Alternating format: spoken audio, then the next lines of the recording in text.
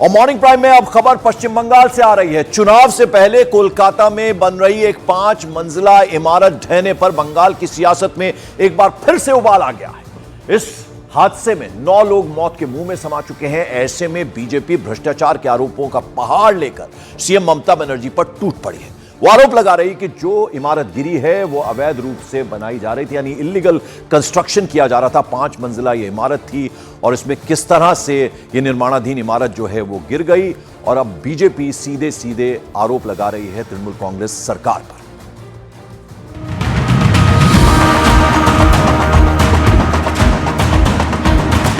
कोलकाता में इमारत ढही और मौत नाचने लगी। अस्पताल में कई लोग अब तक जिंदगी और मौत के बीच झूल रहे हैं। इस पर बंगाल में बवाल हो गया, सियासत गर्मा गई। न्यूज 18 इंडिया की टीम ने इमारत के आसपास रहने वाले लोगों से बात की तो प्रशासन पर उनका गुस्सा फूट पड़ा। 5 फ्लोर बनवाया है ये लोग, तो क्या हुआ ना, तो हम तो पहले ही बोले जो सीमेंट कम बाली ज्यादा, जैसे बिगावाल में हाथ क्या इलीगल कंस्ट्रक्शन? हाँ, तो यहाँ तो ऐसा भी तो हो रहा है, सब तो मिलावट है यहाँ। अगर ज्यादा बोलेंगे हमको गोली मार देगा। बीजेपी भी तुरंत टीएमसी पर हमलावर हो गई। তাতে কাউন্সিলর এমএলএ এমপি সবাই টাকা খাচ্ছে, লোকাল লিডাররা খাচ্ছে। এখানে নির্মাণ ব্রিজ ভেঙে পড়ে, ফ্লাইওভার ভেঙে পড়ে, এখন বিল্ডিং ভেঙে পড়ছে। मुख्यमंत्री ममता बनर्जी ने भी इमारत को अवैध निर्माण माना और सख्त कार्रवाई का भरोसा दिया। इसके बाद पुलिस ने इमारत के आरोपी प्रमोटर मोहम्मद वसीम को गिरफ्तार कर जांच शुरू कर दी। आनन फानन में कोलकाता के मेयर और बंगाल सरकार में मंत्री फिरहाद हकीम ने हादसे में मरने वाले लोगों के परिवारों को 5 लाख रुपए और घायलों के परिवारों को 1 लाख रुपए देने की घोषणा कर दी।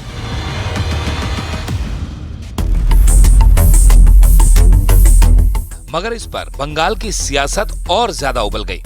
बीजेपी ने चुनाव आयोग से शिकायत कर डाली कि जब चुनाव आचार संहिता लागू है तो पीड़ितों को मदद का ऐलान मेयर ने कैसे कर दिया।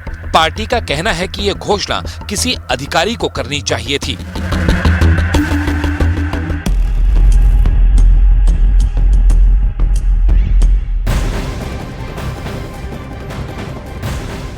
मॉर्निंग प्राइम में बड़ी खबर महाराष्ट्र की गढ़चिरौली से है। आप पुलिस और सीआरपीएफ जवानों के साथ मुठभेड़ में 4 नक्सलियों के मारे जाने की खबर है।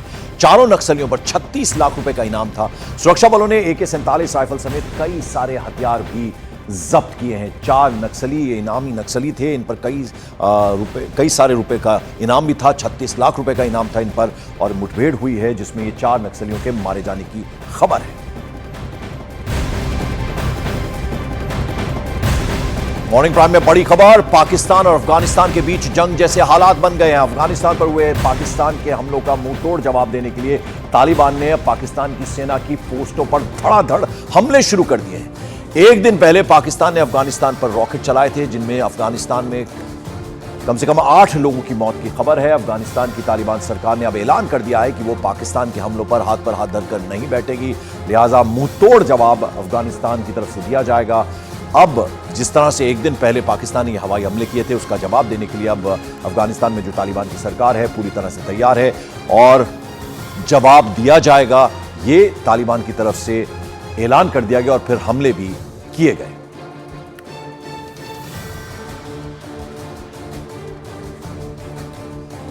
और हमारे साथ वरिष्ठ पत्रकार अनंत विजय स्टूडियो में इस वक्त मौजूद हैं। अनंत जी, क्या समझा जाए इसको? अब एक तरह से पाकिस्तान ने जो ये हरकत की है अब उस पर सीधे सीधे अब अफगानिस्तान की तरफ से जवाब दिया जाएगा और ये ऐलान तालिबान की तरफ से कर दिया गया। पंकज जी देखिए, मुझे लगता है कि अफगानिस्तान एक संप्रभु राष्ट्र है और किसी भी संप्रभु राष्ट्र की सीमा में अगर दूसरा कोई देश हमला करेगा या गोली दागेगा तो उसको स्वरक्षा का अधिकार यूएन के जितने भी कन्वेंशन है वो सब इसको देती है। तो मुझे लगता है कि अफगानिस्तान ने जो रिटेलिएट किया है, जो रिएक्ट किया है, वो मतलब अंतर्राष्ट्रीय जो इस्टेब्लिश्ड नॉर्म्स हैं उनके मुताबिक है।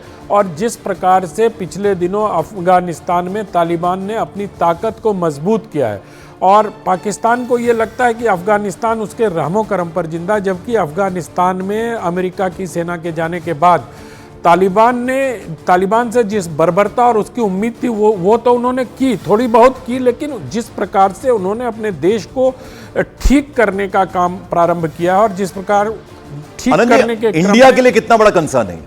इंडिया के लिए कंसर्न तो है। देखिए, किसी भी अगर आपके पड़ोस में दो मुल्क आपस में लड़ रहे होंगे तो आपके लिए चिंता की बात तो है, क्योंकि एक समृद्ध पड़ोसी आपको भी समृद्ध करता है। बिल्कुल। और अगर आपके पड़ोसी आपस में कहीं भी दुनिया में कहीं भी जंग हो, उसका असर पूरी दुनिया पे पड़ता, और ये दोनों तो बाय डिफॉल्ट हमारे पड़ोसी हैं, तो ये दोनों अगर आपस में लड़ भिड़ रहे होंगे तो मुझे लगता है कि भारत के लिए भी चिंता की बात है। और भारत के विदेश नीति के जो नीति नियंता हैं वो इस मसले पर बहुत ध्यान से देख रहे होंगे इसको। तो चलिए अब बढ़ते हैं अगली खबर की तरफ। मॉर्निंग प्राइम में बड़ी खबर उत्तर प्रदेश से आ रही है। पूर्व मंत्री स्वामी प्रसाद मौर्य के खिलाफ एफआईआर दर्ज कर दी गई है। स्वामी प्रसाद मौर्य के खिलाफ सोशल मीडिया पर मां लक्ष्मी पर अभद्र टिप्पणी करने का आरोप है। लखनऊ पुलिस ने मां लक्ष्मी पर अभद्र टिप्पणी के मामले में स्वामी प्रसाद मौर्य के खिलाफ मुकदमा दर्ज कर लिया है। वजीरगंज पुलिस इस मामले की जांच में अब जुट गई है। सोशल मीडिया पर मां लक्ष्मी पर यह अभद्र टिप्पणी की थी स्वामी प्रसाद मौर्य ने। पूर्व में मंत्री रह चुके हैं और इसको लेकर अब पुलिस जो है वो मुकदमा बाकायदा दर्ज किया गया और अब पुलिस एक्शन लेने की तैयारी में। वजीरगंज पुलिस इस मामले की अब पूरी तरह से जांच में भी जुटी है।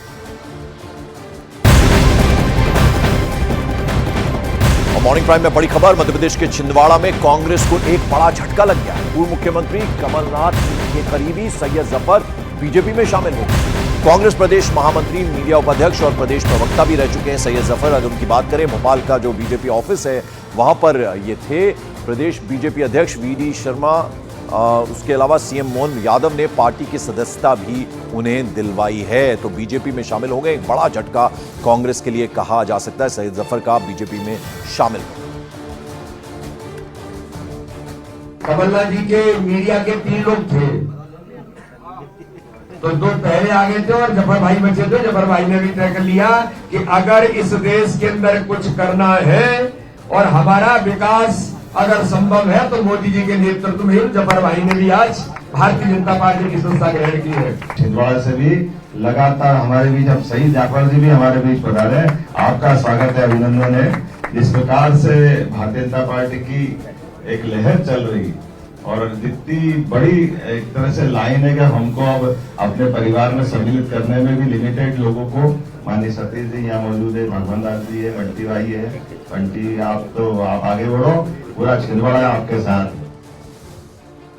आनंद जी हमारे साथ स्टूडियो में मौजूद है। आनंद जी, ये हो क्या रहा है? जिसे देखो बीजेपी में शामिल हो रहा है। अब ये एक नया नाम है, कितना बड़ा झटका कांग्रेस के लिए? देखिए, जफर साहब ने एक बड़ी दिलचस्प बात कही। उन्होंने कहा कि मैं इसलिए भारतीय जनता पार्टी में शामिल हो रहा कि कांग्रेस ने मेरी क्षमता के अनुरूप मुझे कार्य नहीं दिया।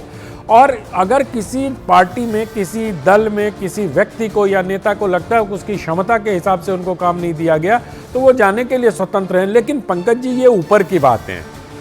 असल बात यह है कि मध्य प्रदेश में जो नेता हैं, बल्कि कमलनाथ रुक गए, जाते जाते उनके कदम ठिठक गए, लेकिन ऐसा लगता है कि जो नेता मध्य प्रदेश में हैं उनको लगता है कि इस पार्टी का, यानी कांग्रेस पार्टी का मध्य प्रदेश में निकट भविष्य में भविष्य नहीं है जी। और नेता तो सत्ता चाहता है, किसी भी दल का हो। अगर उसको सत्ता आसपास कहीं नहीं दिखाई देती है तो वो उस दल की ओर खिंचा चलाता जहां से उसको। आनंद जी, यहाँ एक इंपॉर्टेंट सवाल ये भी हो जाता है, जरा संक्षेप में जवाब दीजिएगा कि बीजेपी के जो वहां से पहले से नेता होते हैं, कहीं ना कहीं वो दिक्कत में नहीं आते, तो ये दिक्कत कहीं बीजेपी के लिए तो नहीं पैदा होती?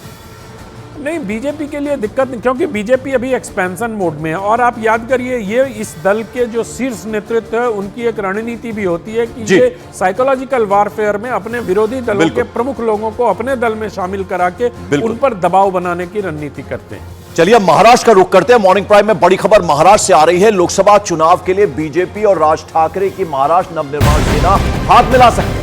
कल देर रात एमएनएस चीफ राज ठाकरे उस वक्त दिल्ली पहुंचे जब दिल्ली में बीजेपी मुख्यालय में लोकसभा चुनावों के लिए कोर कमेटी की बैठक चल रही है और ऐसी संभावना जताई जा रही है कि राज ठाकरे गृह मंत्री अमित शाह से मुलाकात कर सकते हैं। महाराष्ट्र बीजेपी के बड़े नेता देवेंद्र फडणवीस और जो प्रदेश चीफ हैं बीजेपी के चंद्रशेखर बावनकुले, वो भी इस वक्त दिल्ली में मौजूद हैं। तो